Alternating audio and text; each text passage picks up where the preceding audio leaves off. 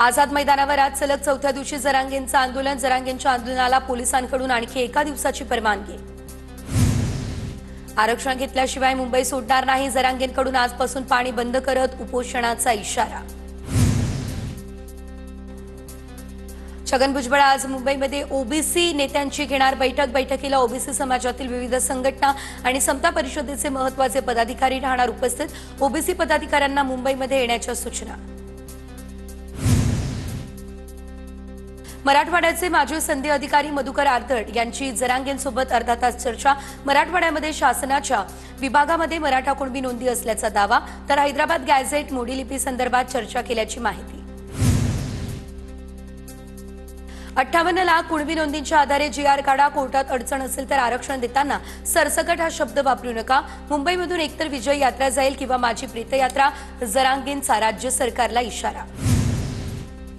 जरांगेंच्या मागण्यांबाबत आम्ही सकारात्मक मात्र आडमुठेपणाने नाही तर चर्चेतून मार्ग निघू शकतो। मराठा आरक्षणावरून मुख्यमंत्री फडणवीसांचा आंदोलकांना सल्ला। फडणवीसांच्या अध्यक्षतेखाली मराठा उपसमिती आणि महाधिवक्त्यांमधील बैठक संपन्न।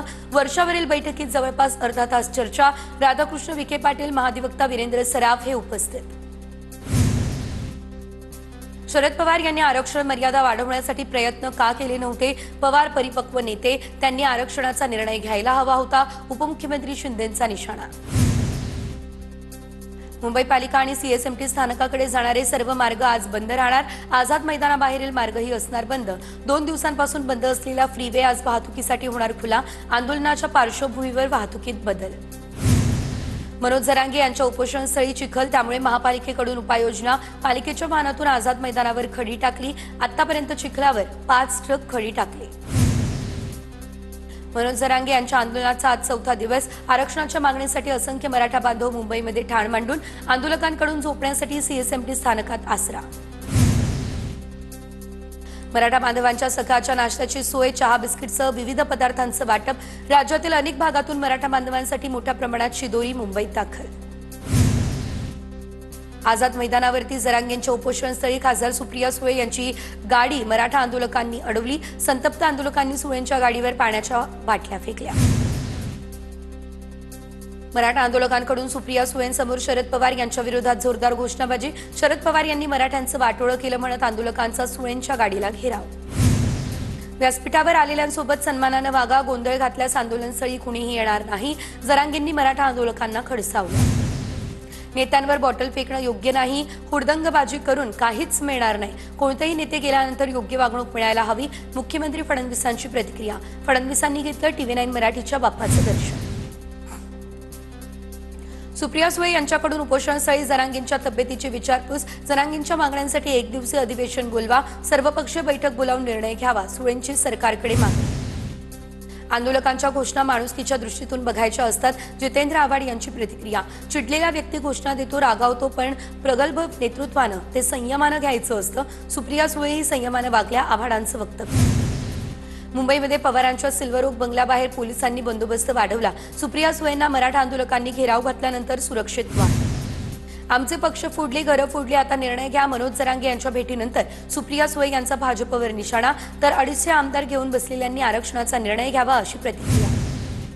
केंद्रात सत्ता असताना शरद पवारांना कुणी अडवलं होतं? पवारांना उशिरा सुचलेलं हे शहाणपण। पवारांच्या वक्तव्यावरून मंत्री जयकुमार गोरे यांची खोचक टीका। शरद पवार यांना आज सुचलेलं आधी सुचलं असतं तर महाराष्ट्र गुण्या गोविंदानं राहिला असता। शरद पवार यांनी आरक्षणावर केलेल्या वक्तव्यावर बच्चू कडू यांचा निशाणा। शरद पवार हे आता सांगतायत हेच दुःख, बच्चू कडू यांची प्रतिक्रिया। ओबीसींच्या आरक्षणाला धक्का लागू नये हीच सरकारची भूमिका। जरांगेंच्या मागणीसंदर्भात वेगळा मार्ग निघू शकतो का, यावर चर्चा। कायदेशीर बाबींसंदर्भात महाधिवक्त्यांचा सल्ला घेतला। मराठा आरक्षण उपसमितीच्या बैठकीनंतर विखे पाटलांची माहिती। मराठा आरक्षणाबाबत विरोधकांची भूमिका दुटप्पी। आम्ही आरक्षणाच्या बैठकीला बोलावतो तेव्हा विरोधक का येत नाही? ओबीसी आणि मराठ्यांबाबतची भूमिका विरोधकांनी स्पष्ट करावी, उपमुख्यमंत्री शिंदेंचं वक्तव्य। ठाकरे ब्रँड चांगला पण राज ठाकरे कुचक्या कानाचे। लोकसभेला फडणवीसांनी राज ठाकरेंचा गेम केला, विधानसभेला पोरगं पाडलं तरी त्यांची बाजू घेतात। मनोज जरांगेंचा राज ठाकरेंवर हल्ला। अण्णासाहेब पाटील महामंडळाचे अध्यक्ष नरेंद्र पाटील आज पत्रकार परिषद घेणार, तर जरांगेंच्या आंदोलनासंदर्भात भूमिका मांडण्याची शक्यता। उपमुख्यमंत्री मुख्यमंत्री देवेंद्र फडणवीस दुपारी पुण्यातील गणपती मंडळांना भेट देणार। दगडूशेठ हलवाई गणपतीचं मानाच्या गणपतींचं घेणार दर्शन। डोंबिवलीमधील कॅफेमध्ये राज ठाकरेंबद्दल बेताल वक्तव्य करणं पडलं महागात। राज ठाकरेंबद्दल बोलणारा कामगार पुन्हा दुकानात दिसू नये, कॅफे व्यवस्थापकाला मनसेचा इशारा। संभाजीनगरात मुख्यमंत्री देवेंद्र फडणवीस यांच्या समर्थनार्थ बॅनरबाजी। मराठा समाजासाठी घेतलेले ऐतिहासिक निर्णय आणि कार्य अशा आशयाचे बॅनर। हिंगोलीच्या कळमनुरी तालुक्यातील आखाडा बाळापूर मार्केट कमिटीवरती आमदार संतोष बांगर यांचं वर्चस्व। 18 पैकी 17 जागांवरती संतोष बांगर यांच्या शिवशेतकरी विकास पॅनलचे उमेदवार विजयी। नाशिकमध्ये पायावरून गाडी गेल्याच्या रागातून राहुल धोत्रेला मारहाण। माजी नगरसेवक उद्धव निमसेसह कार्यकर्त्यांकडून मारहाण। मारहाणीमध्ये राहुलचा मृत्यू। उद्धव निमसेवरती हत्येचा गुन्हा दाखल। आरोपी फरार। तपास स्थानिक एसआयटीकडे। बीडच्या परळीमध्ये आता 5 वर्षीय चिमुकलीवरती झालाय अत्याचार। पंढरपूरहून आई वडिलांसोबत परळीमध्ये आलेल्या चिमुकलीवर अत्याचार। सीसीटीव्ही फुटेजच्या आधारे पोलिसांकडून तपास सुरू। जळगावमध्ये घरगुती वादातून मुलाकडून बापाची हत्या। दारूच्या नशेत हातोड्यानं वार करत हत्या केल्याची माहिती। अमनेरच्या शिरूळ नाका शिवाजीनगर परिसरातली घटना। नाशिकच्या नंदिनी नदी परिसरामध्ये जिलेटिन कांड्या सापडल्या। पोत्यांमध्ये जिलेटिन कांड्या फेकलेल्या सापडल्या। पोलिसांकडून अधिकचा तपास सुरू। कांद्याला 1000 रुपये अनुदान द्या। कांद्याचे बाजारभाव 3000 रुपये न झाल्यास तीव्र आंदोलनाचा महाराष्ट्र राज्य कांदा उत्पादक शेतकरी संघटनेचा इशारा। जळगावच्या अंमळनेर रेल्वे बोगद्यामध्ये पावसाचं पाणी साचलं। वाहनधारकांना कसरत करण्याची वेळ। जिल्हाधिकाऱ्यांवरही साचलेल्या पाण्यातून वाट काढण्याची वेळ। चिपळूणमध्ये भर बाजारपेठेत झाडाची फांदी तुटली। सुदैवानं कुठली हानी नाही। बाजारपेठेत जुन्या जीर्ण झाडांचा धोका वाढला। नगर परिषदेने लक्ष देण्याची मागणी। वाशिम जिल्ह्यातील जलसाठ्यांमध्ये लक्षणीय वाढ। एकूण 162 प्रकल्पांपैकी 127 प्रकल्प पूर्ण क्षमतेने भरले, तर शेती पिकांना आवश्यकतेनुसार सिंचनाची सोय होणार। चंद्रपूरच्या भद्रावती शहरातील डुलारा तलाव ओव्हरफ्लो। नागरिकांच्या घरात पाणी शिरलं। प्रशासनाचा हलगर्जीपणा समोर। अन्नधान्य घरगुती साहित्यांचं मोठं नुकसान। बीडच्या पाटोदा तालुक्यातील सौताड धबधबा प्रवाही धबधबा पाहण्यासाठी पर्यटकांची गर्दी। मुसळधार पावसामुळे सौताडा धबधब्याला रौद्ररूप प्राप्त।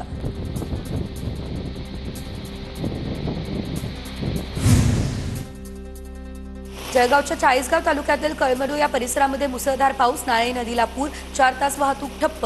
कापसासह इतर पिकांचं मोठं नुकसान।